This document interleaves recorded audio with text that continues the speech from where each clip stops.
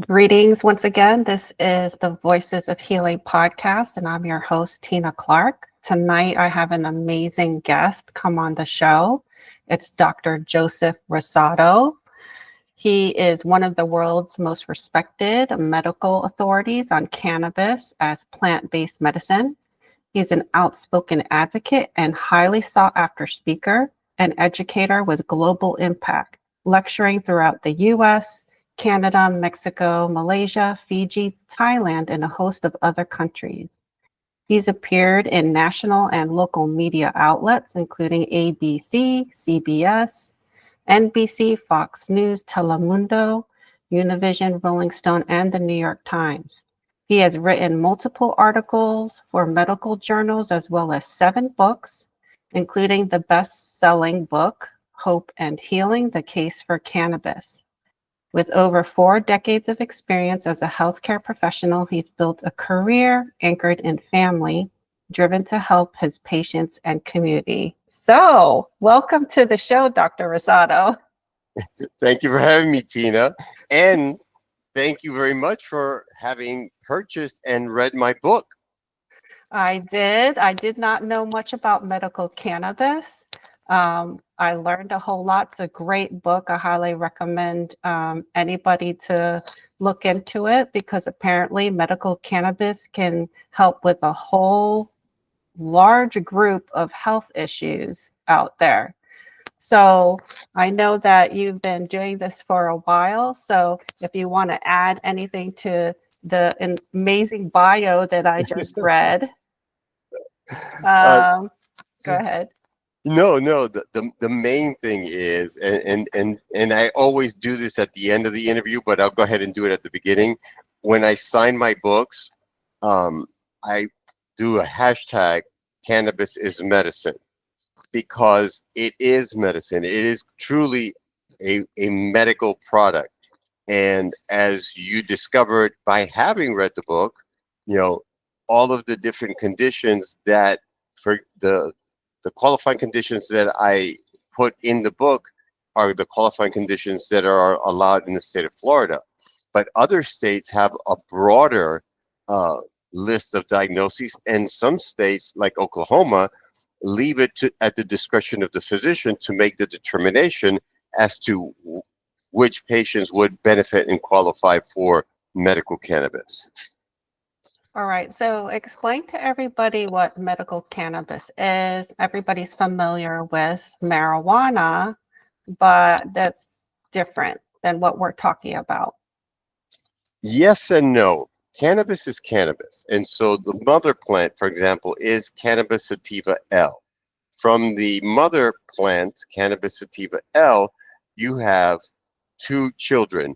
One is hemp, which is legal to grow in the United States following Farm Bill 2016 and Farm Bill of 2018.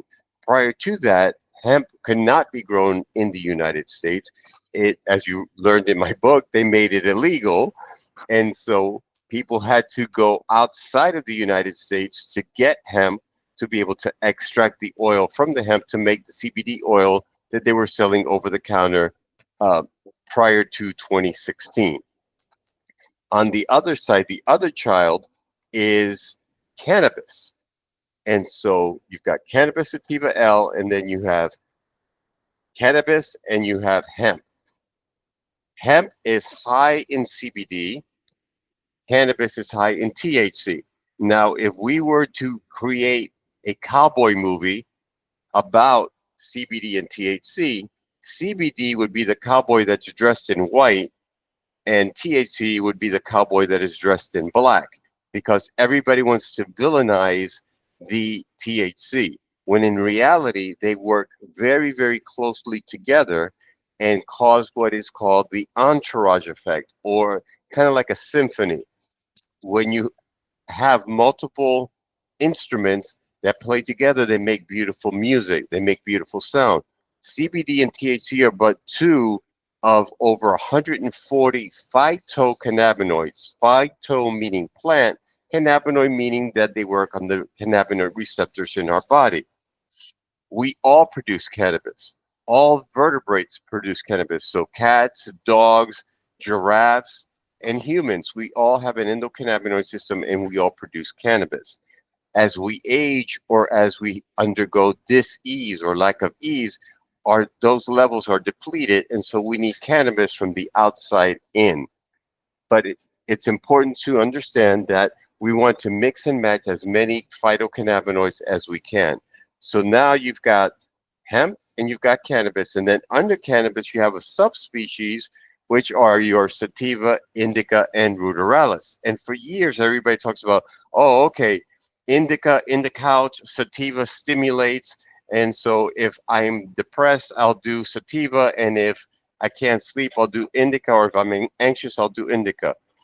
But it's more than just sativa and indica. It's also what are called terpenes. Terpenes are what give the plant the taste and smell. So if you're using cannabis and you smell and see purple, then you know it's got linalool, which comes from lavender. Linalool is also found in lavender. Or if you're inhaling and it tastes like citrus, then it's got limonene. Each one of them not only give the plant the smell and taste, but each one of them has a different medicinal value or medicinal property. Linalool from lavender causes a sense of calmness, relaxation. Limonene, same thing, but limonene also helps the GI tract. So people that have Crohn's, ulcerative colitis, irritable bowel syndrome also benefit from that terpene. Now, what is the difference between a medical cannabis uh, dispensary and an adult use or recreational dispensary? The plant is the plant is the plant, and everyone's going to get that. The only difference is with medical cannabis, you need the authorization, the signing off of by a licensed physician or healthcare provider. In the state of Florida, where I live and practice, only medical doctors and doctors of osteopathy are allowed to recommend cannabis.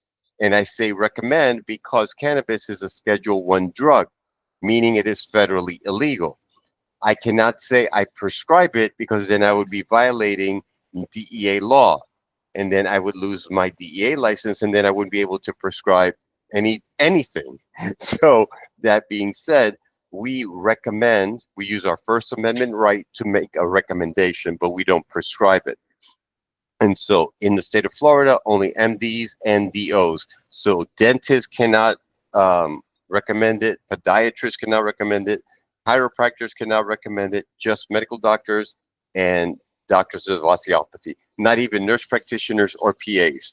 Now, some jurisdictions, uh, other states or in Canada, nurse practitioners can, and up there they can prescribe it because it is legal across the entire country of Canada, which is different than here in the United States. It's based on state.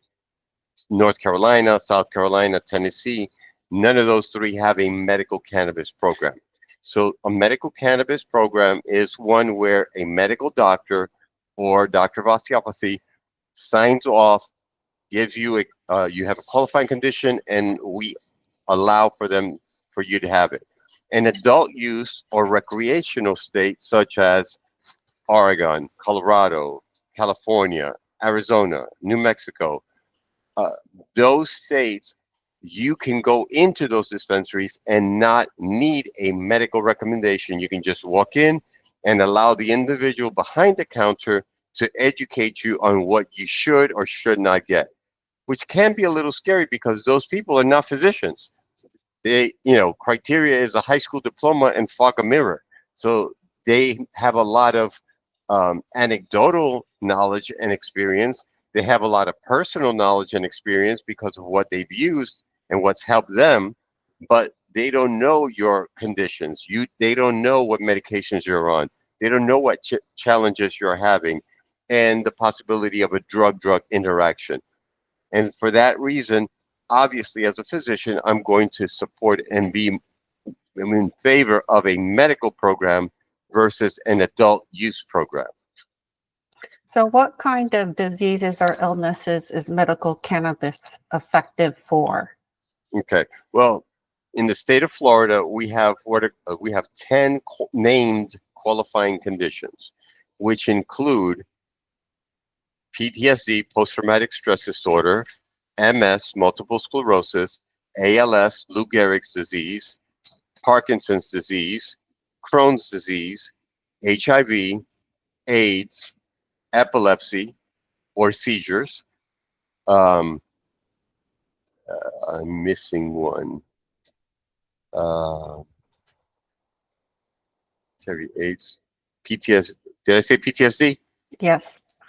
Um, it'll come to me.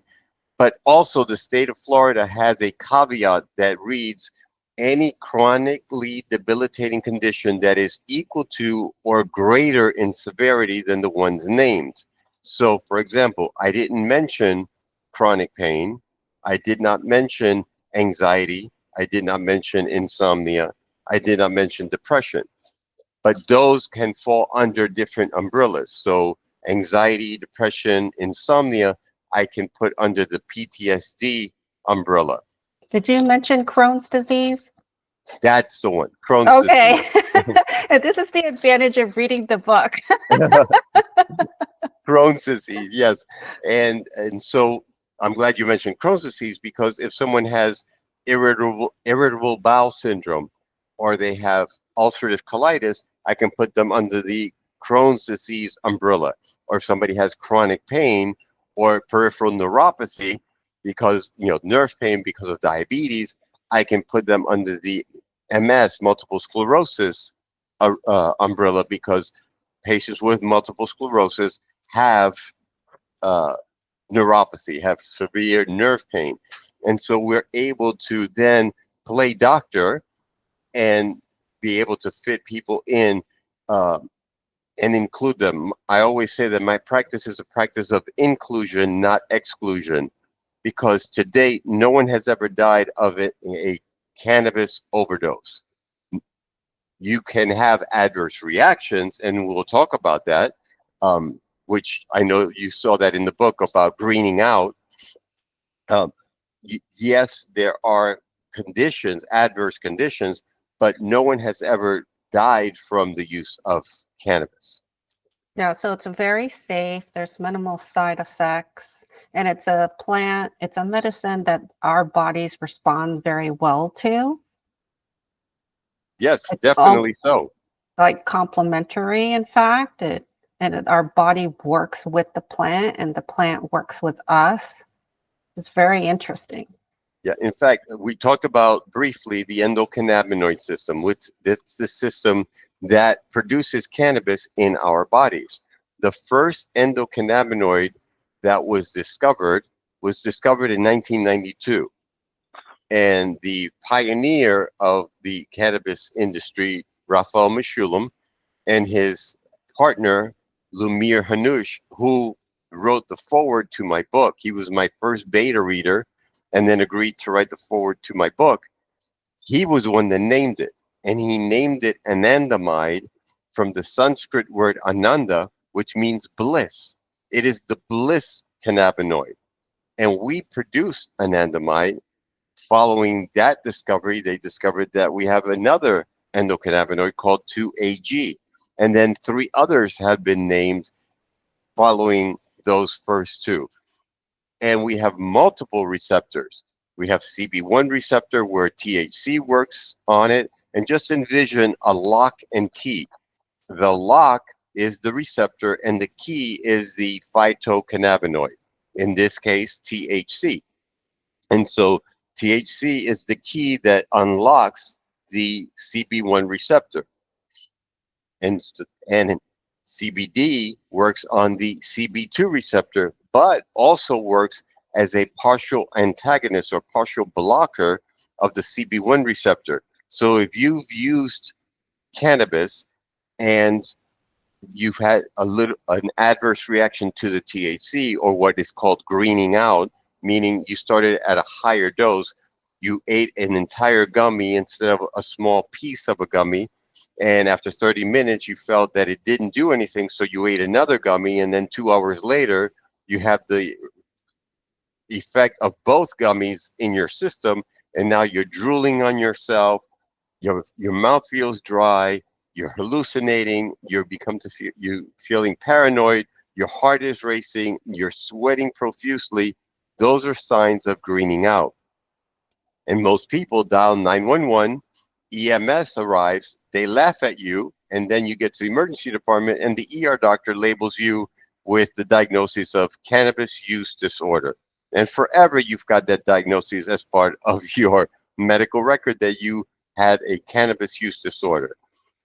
All you needed to do was take a little CBD, because CBD partially blocks the CB1 receptor. So now you're getting all of the benefits of the THC without the adverse effect of the THC, which is euphoria. The main difference between CBD and THC is that CBD does not cause euphoria and THC does. People incorrectly say that one is causes psychotropic effects or psychoactive effects, and the other one does not cause psychoactive effects. That's incorrect. They both cause psychoactive effects because there are receptors in the brain, and these cross the blood-brain barrier, so there are psychoactive effects of both. The difference is that one does not make you feel high and the other one does. Now, THC is 20 times more powerful than aspirin as an anti-inflammatory, and twice as powerful as cortisone as an anti-inflammatory. Whereas CBD is not only an antioxidant, but it is an anti-inflammatory and an antioxidant. So it helps gobble up those free radicals. So people that have connective tissue diseases or autoimmune diseases and are riddled with inflammation, rather than taking cortisone, now you can use cannabis in a 1-to-1 CBD THC ratio, and now you're getting the best of both worlds working together with the other phytocannabinoids that work, and the terpenes that are going to work on the different receptors and restore your health. That's the point, is maintaining balance, or homeostasis, as we say in science. Yeah, so I'm actually in one of the states where marijuana cannabis is totally illegal. I'm in South Carolina. So if someone from South Carolina is listening to this episode, what are their options if they want to explore whether cannabis will help them? They can become a seasonal resident of the state of Florida, because in the state of Florida, you have to be either 1, a state resident, or 2, a seasonal resident, as we lovingly call them, snowbirds. Individuals that spend the winters here and the summers up north. And so if you become a seasonal resident of the state of Florida, you are eligible to have your medicine here and use it here. And obviously, I cannot say that you will travel with it, because that would be a violation of federal law, but people do what they do. Yeah, so in order to be a seasonal resident, do you have to buy a property in Florida? You have to have you have to have a license, not a license, you have to have a state ID, or have a lease or a mortgage. So either have property or lease space in Florida. You have to have a banking or a financial institution in the state of Florida, and that's pretty much it. And don't you have to be within the state for at least 60 days? They require that there is a time frame that you have to be in the state. I believe it's 60 or 61 days, something like that. Yeah, so if you're in South Carolina, those are your options. But in the meantime, I would love for us to have more progressive laws about this, especially in regard with medical cannabis. So why don't you share, I know you were going to share a case study of a woman who was on over 40 medications, but before we jump into that, was there anything else? Yes, they could also go to what's called an adult use market. So you can go north to, I believe, Virginia. I know for sure Maryland, Washington, D.C., New York, New Jersey, Connecticut, Massachusetts all have adult use markets. But again, you'll be getting advice from not a healthcare professional. Right. As far and now in sharing this case study, you'll understand why it's important to be on, under the care of a medical provider. So this young lady came to my office back in late 2017. She had multiple diagnoses, which included fibromyalgia, migraine headaches, chronic pain syndrome, bipolar disorder, epilepsy, let's see, migraine headaches, seizures, PTSD, general anxiety disorder with panic attacks, major depressive disorder, attention deficit disorder, fibromyalgia, hypothyroidism. She had swelling of her lower extremities. She was experiencing hot flashes because she was perimenopausal. She was 45 years of age. She was a cigarette smoker, and she was defined as overweight based on her body mass index. And so she came in because she was on between 42 and 58 pills per day, which included an extended release narcotic or opiate, and immediate release narcotic in the form of oxycodone with acetaminophen, um, regularly called Percocet. She was on 2 medications for her ADD, ADHD. One was an extended release, one was an immediate release that she took, one in the morning and the other one in the afternoon, so she wouldn't crash. She was on seizure medication. She was on bipolar medication. Because she was on the narcotics, she was on a stool softener because narcotics cause constipation. She was also on an anti-nausea medication because of all those medications that she was on, and because of the migraine headaches, she was constantly nauseous, and she needed something to address that. So she was on multiple medications, but then she was on other medications to offset the side effects of the medications that she was on. And that's why she was on between 42 and 58 pills per day, because the Zofran is taken every 4 hours as needed. And so it varied whether she took it, 6 times a day, or she took it, 2 to 3 times a day. So when she came in, her life revolved around her cell phone alarm that reminded her when she needed to take her handful of pills.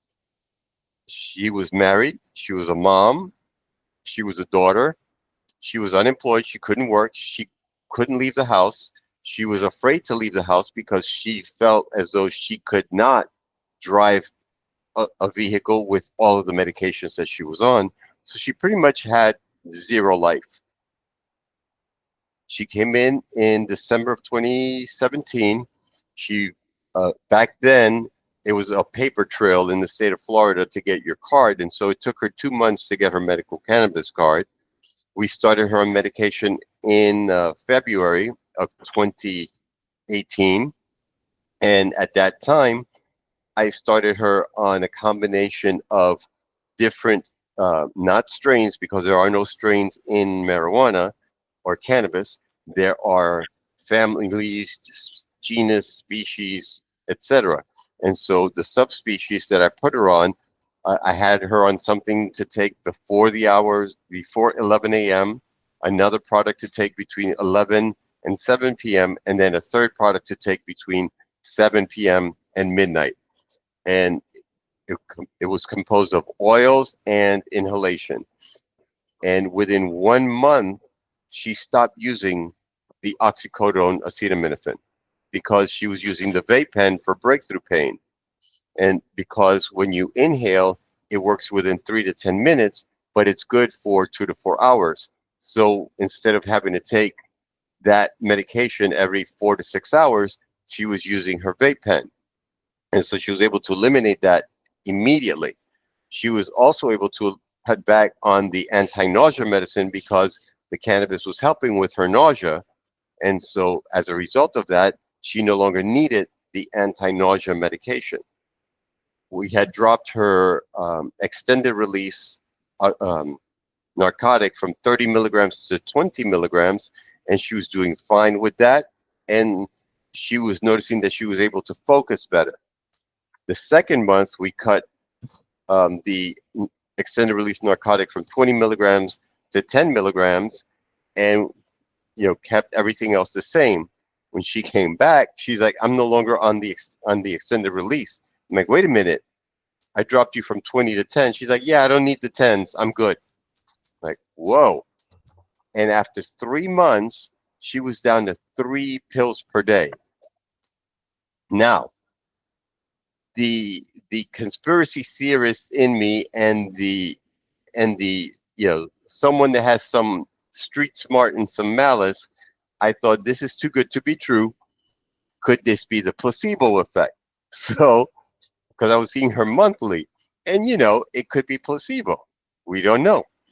Her pain management doctor, who was one of my partners, came in and he's like, "You're gonna run me out of business if you keep this up." We laughed, we chuckled because it was pretty funny. The psychiatrist called me up and was like, "What in the hell did you do to my patient?" I'm like, "Why don't you come to the office, hang out with me for an hour or two, take me to lunch, and you'll see what I'm doing with your patient." He took me up on the offer, saw what we were doing, and began referring people to me. Fourth month came by, and fourth, fifth months came by, and she had to go back on some psychiatric medications. And so I thought to myself, okay, that makes more sense. But she only added 2 more medications in those months. We continued following her, and the last time I saw her was during COVID 2020, 2021. At that time, she was off of all medications. She was just using the medical cannabis. So she was on up to 54 pills a day? Is uh, that be, between 42 and 58 pills per day. wow. Do you know how it started for her? Was it a one health issue and then it just Yeah, compounded? she had multiple health issues. She had, the epilepsy. She had the migraine headaches. She had the PTSD. Which added to the anxiety and depression. She had ADD, and so she had multiple actual diagnoses. Now, when you look at those named conditions, you go back to a term that was coined by Dr. Rousseau, a neurologist on the west coast of the United States, who's been a pioneer in doing a lot of clinical trials and studies. And he coined the term back in 1996, clinical endocannabinoid deficiency. And in 2016, he wrote a really elegant paper where he talked about clinical endocannabinoid disease and chronic illnesses. And it was discovered that when you have a deficiency in the production of the endocannabinoid system, you develop chronic diseases. And the first 3 that were named diseases were fibromyalgia, migraine headaches, and irritable bowel syndrome.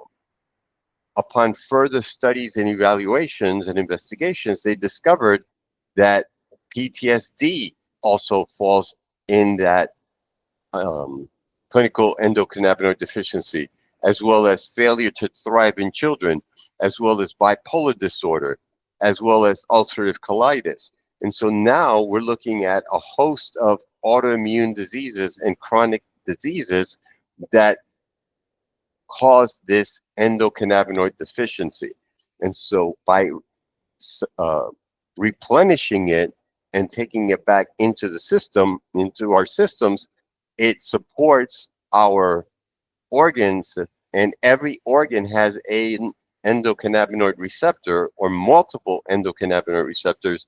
And so the cannabis works on each one of these receptors, so it works on the entire body. Hence, going back to the balance, the homeostasis. So how do you become deficient in endocannabinoids? Endocannabinoids. Yeah.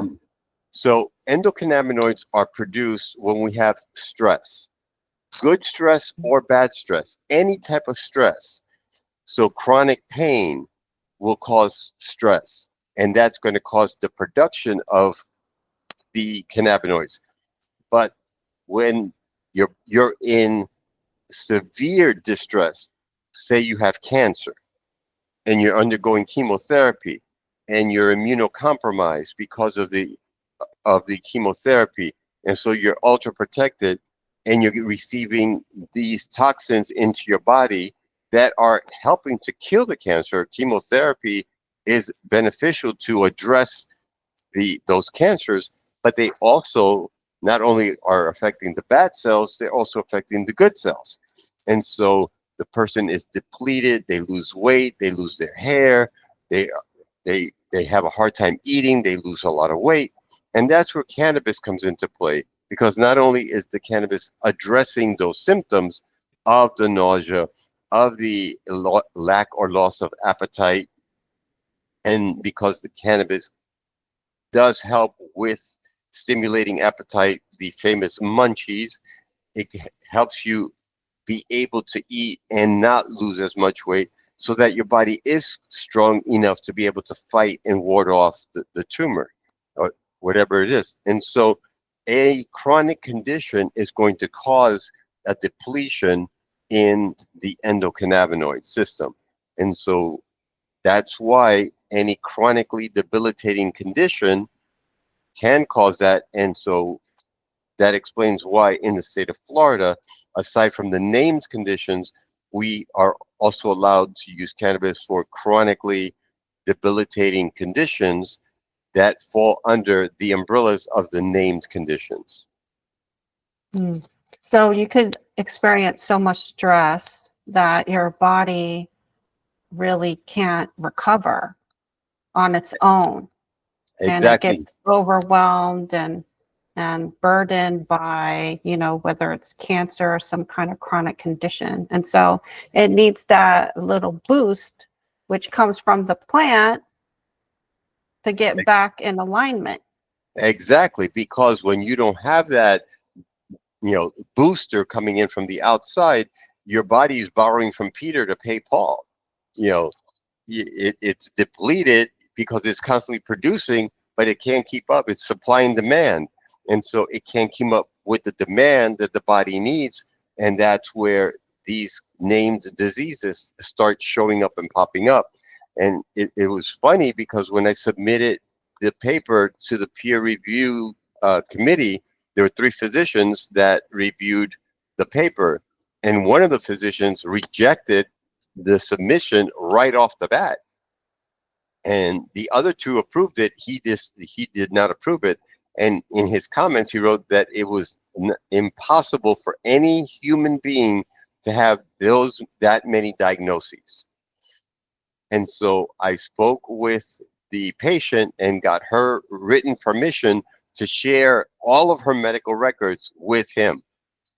And so I reached out to him and I said, whether you reverse the decision or not, it's not relevant. I just want you to know that I'm not a liar and I'm not making stuff up here. And within a week, he reversed his decision and my article was published. Yeah. So it's like a lot of us are very stressed, chronic stress, and then you just hit a wall, and then you get a major health issue show up. Yeah, and the stress that we feel and experience, whether it's then it reflects in anxiety, depression. We don't get anxiety because we have a deficiency of benzodiazepines. You know, we're not depressed because we have a deficiency of Wellbutrin or Prozac or Ritalin or anything. You know, we have lack of ease or dis-ease because there's something going on inside of us. And once we figure out what it is that's going on inside of us, and we stop that and replenish that, then that's when healing begins. Hence the name of my book, Hope and Healing, because that's what we as physicians are supposed to provide our patients. The hope that they are going to get better. Yeah. And then imagine like if you're taking up to 58 pills a day, how are you going to identify what's causing what, or, what side effects are coming from what pill? And Exactly. And so uh, because I was seeing her monthly for 3 months, then every other month, I started spacing her out. And towards the latter part of her visits, when we were going, every 3 months and then every 6 months, right before we went every 6 months, her husband accompanied her. And by this time, she was no longer smoking cigarettes because the cannabis took the need, because she was smoking more because she was anxious and agitated. And so she stopped smoking cigarettes. She lost weight. Her BMI normalized. She was now active. She was doing volunteer work at her church. She was able to be, a wife to her husband. She was able to be a mom to her kids. She was able to drive her kids around. So now she didn't have to rely on people driving her, taking her here, there, and everywhere. And when they were both there and I was putting in the recommendations and just having a conversation about how well she was doing, this man who's like a man's man, looked at me and tears were running down his face and he's thanking me for giving him his wife back. And it's like, and then I got all misty eyed. It's like, wow, like this really makes true differences, not only to the patients, but to the people around them, their loved ones, their husbands, their parents, their children, their nucleus, but also their support system, their network is also affected, because now they're no longer having to be in a position of walking on eggshells and not knowing who or what they're dealing with. Because when someone is in severe pain or and has all these conditions going on simultaneously, they're not the easiest person to be around.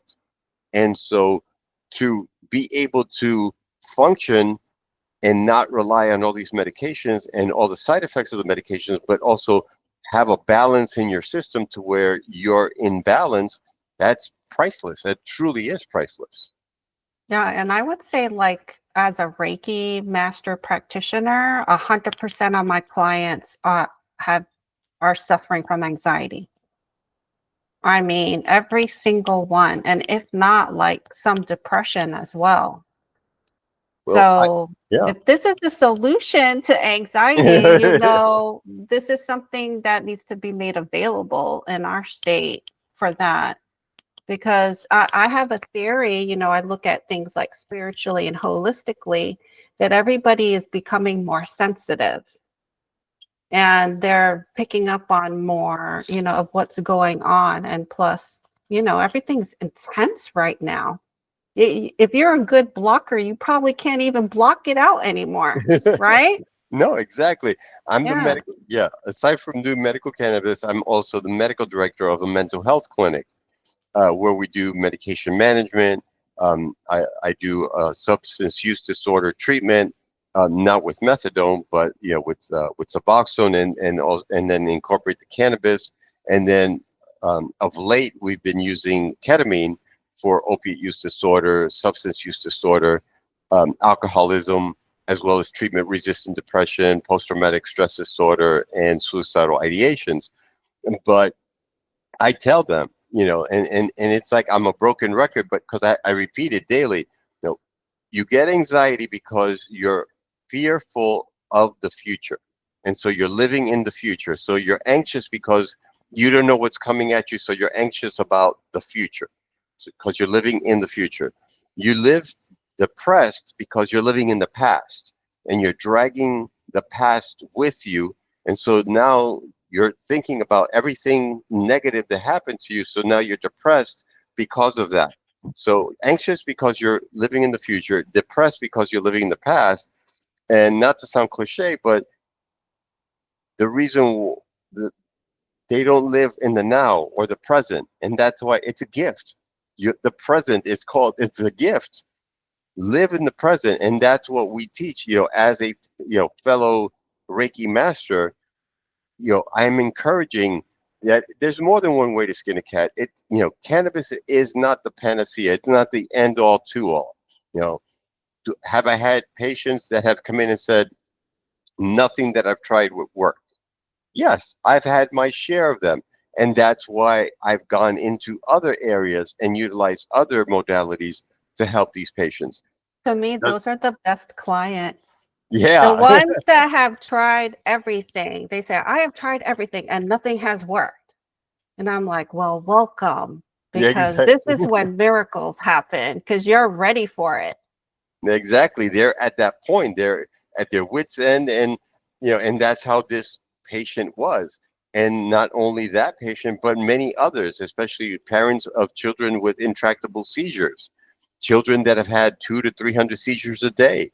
And now after starting on the cannabis program, they are having 4 to 5 seizures a month.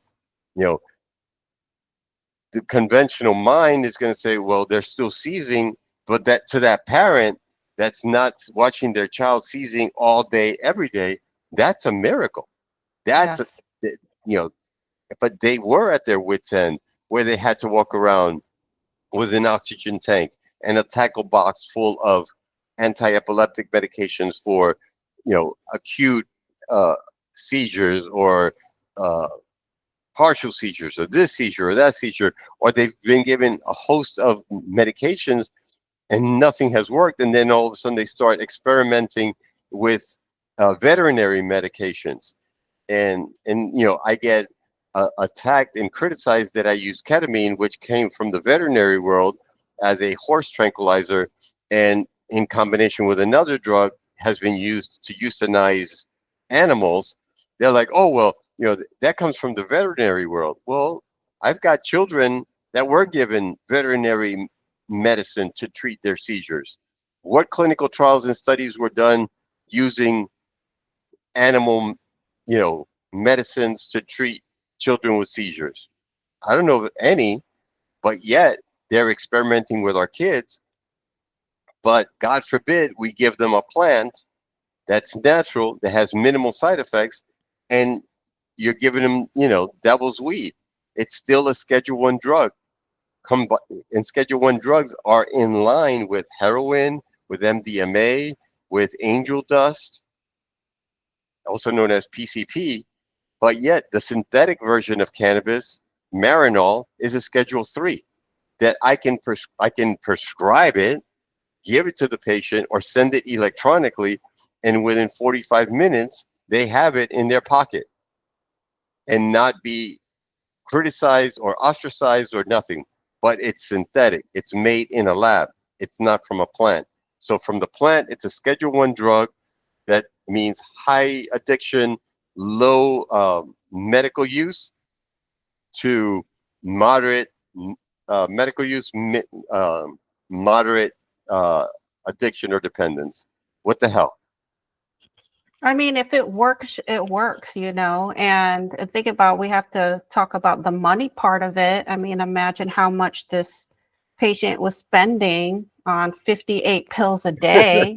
Yeah. And now she's taking just one medicine, which is cannabis. I mean, it's obvious the direction that we need to be going. Yeah. Well, not only that, at the federal government level, there is a federal patent on the use of cannabis for chronically debilitating neurological diseases.